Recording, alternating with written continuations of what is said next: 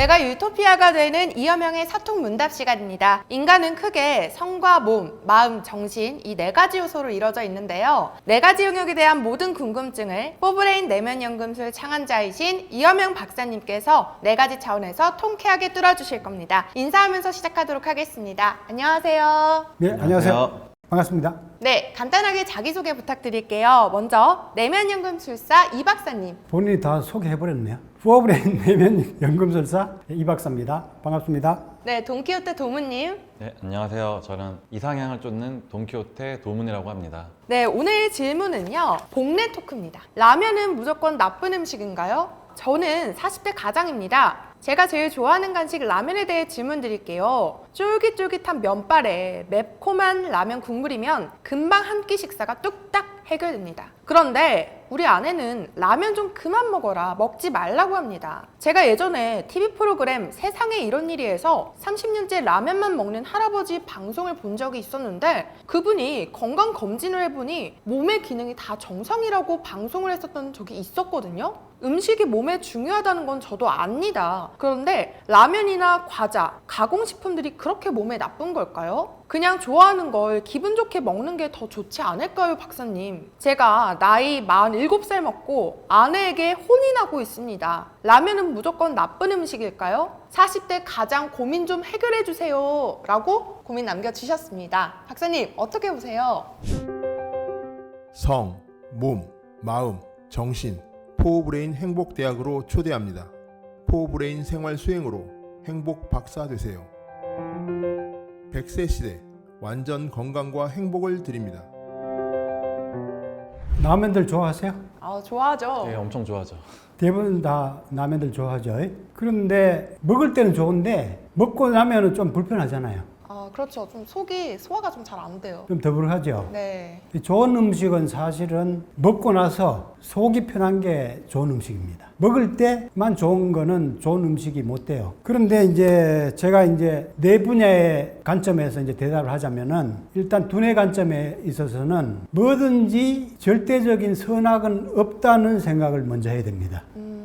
그러니까 절대적으로 100% 좋고 절대적으로 100% 잘못됐다 이런 건 없다는 얘기죠. 네. 그 라면도 사실은 약이 될 때가 있어요. 언제요? 특히 이제 해외 여행할 때가 그렇더라고요. 저 같은 경우는 네. 제가 옛날에 중국 여행을 간 적이 있었는데 중국 음식은 우리나라 음식하고 비슷하게 보이는데 전혀 맛이 달라요. 냄새가 좀 많이 나죠. 예, 냄새도 많이 나고 기름기도 많고 해서 소화가 잘 안 돼요. 네. 그래가지고 배탈이 나가지고 설사가 났던 적이 있거든요. 근데 그때에 컵라면 하나 먹었는데 금방 그 배가 편해지고 기운이 나는 그런 체험을 했었습니다. 네. 그러니까 전반적으로 좋지 않는 음식도 약이 될 때가 있다는 거죠. 그래서 특히 여행지라든가 가끔 별미로 먹는 거는 저는 좋다고 봅니다. 그렇지만 이제 습관적으로 먹는 거는 권하지 않습니다. 왜냐하면은 이제 복내 입장에서 보면은 음식의 맛을 결정하는 것이 크게 세 가지가 있거든요. 뭐가 중요할 것 같아요? 단맛, 짠맛? 단맛, 짠맛 그런 관점이 아니고 재료가 중요하겠죠, 그죠? 재료, 예, 식재료. 재료? 예. 음식의 그 질과 맛을 결정하는 가장 중요한 요소는 일단 재료죠. 재료가 한 반 이상을 차지합니다. 그 다음 두 번째 요소는 뭘 같아요? 조리 방법이요? 그렇죠. 네. 조리 방법, 그리고 손맛이 손맛, 만든 사람의 정성, 기운 이런 게 상당히 중요하게 작용을 합니다. 그 다음 또 하나가 뭔지 아세요? 먹을 때의 분위기. 분위기? 분위기죠, 그죠? 분위기. 어떤 그 장소에서 먹느냐, 누구하고 먹느냐, 이게 상당히 중요하죠, 그죠? 내하고 음식 먹는 사람들은 전부 맛있다 그러더라고요. 내가 먹을 때 상당히 재밌게 해주니까 제가 또 맛있게 먹고, 웬만한 음식은. 그래서 이 세 가지 음식의 조건 중에서 가장 중요한 게 재료거든요. 음식의 재료는 되도록이면은 자연에 가까운 재료일수록 좋습니다. 가공을 많이 할수록 영양 불균형이 일단 생깁니다. 많은 그 비타민이라든가 미네랄, 뭐 섬유질 이런 것이 빠지고 당 위주의 영양 불균형이 생긴다는 얘기죠. 그래서 이런 음식들을 많이 먹어도 포만감이 잘 안 생겨요. 왜냐면 많이 먹어도 이제 영양이 치우치기 때문에 영양 부족이죠. 그죠? 그래서 자꾸 땡겨요. 그래서 가식하게 되는 거죠. 그 다음에 이제 또 문제가 뭐겠습니까? 가공하면서 들어가는 여러 가지 뭐 식품 첨가제들이 많죠, 그죠? 화학 첨가물 이런 거. 화학 첨가물. 네. 화학 첨가물이 뭐가 있겠습니까? 가장 쉽게 우리가 생각할 수 있는 거 방부제, 그죠? 방부제. 네. 음식을 오래 보존하기 위해서 방부제가 들어가고 또 맛을 내기 위해서 조미료가 또 많이 들어갔겠죠, 그죠? 네. 또 모양을 좋게 하기 위해서 뭐 색소라든가 이런 것들이 많이 첨가됩니다. 그래서 이러한 화학 물질들이 몸에 많이 들어가면은 몸에 독성이 많이 쌓일 수밖에 없겠죠, 그죠? 그래서 건강 측면에서 되도록이면 가공식보다는 생명력이 가득한 자연에 가까운 음식이 좋다는 거죠. 가공을 덜 할수록 야생의 그 상태 그대로일수록 생명력이 많습니다. 쉽게 말하면 기죠, 기. 그래서 야생에 가까운 음식들을 되도록 많이 먹는 게 좋습니다. 그리고 이런 음식들은 처음에는 좀 맛이 없을 수도 있습니다. 그런데 오래 씹으면 어떻게 돼요? 오래 씹으면. 단맛이 난다고. 그렇죠. 오래 씹으면 웬만한 음식들은 다 맛있어지고 음식이 가진 그 고유의 풍미가 계속 살아납니다. 음식 하나하나의 개성들을 우리가 음미할 수 있다는 거죠. 그리고 먹고 나서 속이 편합니다. 그런 걸 못 느꼈어요? 맛있게 먹으면은 편한 느낌 받은 적 있죠. 정말 맛있게 먹고 그러면. 그런데 입맛에 따라서만 먹다가 먹고 나서 상당히 고생하는 경우가 많죠. 속이 막 더부룩하고 가식에도 물론 불편한 경우도 많은데 특별히 가식을 안 해도 이런 가공식품들, 인스턴트 식품들을 먹고 나면은 배에 가스도 많이 생기고 상당히 불편을 많이 느낄 겁니다. 그 다음에 이제 심내 차원에서는 중독을 우리가 이기는 습관을 들여야 됩니다. 음식 중에서 가장 중독성 있는 그 맛이 일단 단맛입니다. 단맛. 단맛이 상당히 중독성이 강하고 특히 이제 스트레스 받을 때 당을 몸이 본능적으로 필요하기 때문에 그런 그 당이 많이 당기는 경우가 많습니다. 그 다음에 지방에도 중독되는 거 아세요? 그런 것 같아요.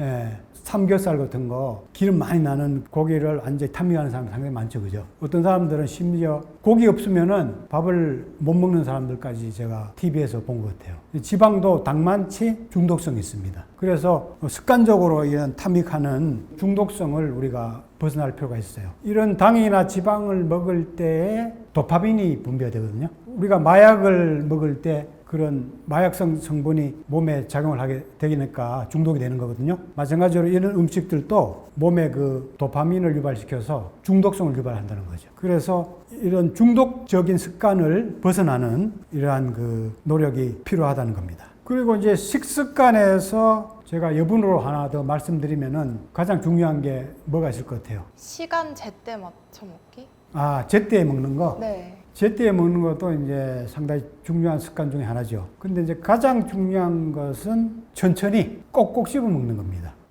아까 음식 재료가 이제 중요하다고 그랬는데 음식 재료와 더불어서 중요한 그 식습관은 꼭꼭 씹어 먹는 습관입니다. 꼭꼭 씹어 먹으면은 아까 전에 자연적인 음식은 풍미가 배어 나와서 음식 고유의 맛이 더 두드러진다고 제가 말씀드렸는데 웬만한 나쁜 음식도 꼭꼭 씹어 먹음으로써 중화가 되는 그런 효과가 있습니다. 위가 이제 충분히 소화할 수 있는 그런 조건을 만들어주고 침에 이제 좋은 성분들이 음식에 많이 섞임으로써 침에 뭐 이런 해충 물질도 있고 소화 물질도 있고 여러 가지 뭐 살균 물질도 있고 좋은 물질들이 상당히 많습니다. 그래서 충분히 그 씹음으로써 조금 나쁜 음식들도 중화가 되는 그러한 그 효과를 볼 수가 있습니다. 그렇다 해서 나쁜 음식을 많이 먹으라는 얘기는 아니고 천천히 맛을 음미하면서 먹는 그러한 그 습관을 들이는 게 중요하다는 것을 제가 강조해 드립니다. 그러니까 라면 같은 인스턴트 식품들은 가끔 뭐 특별한 환경이나 여행이라든가 뭐 특별한 상황에서 가끔 별미로 먹거나 한 달에 한두 번씩 별식으로 이렇게 먹는 거는 좋지만 습관적으로 먹는 거는 건강에 안 좋다 네. 하는 거를 제가 강조합니다. 다시. 네.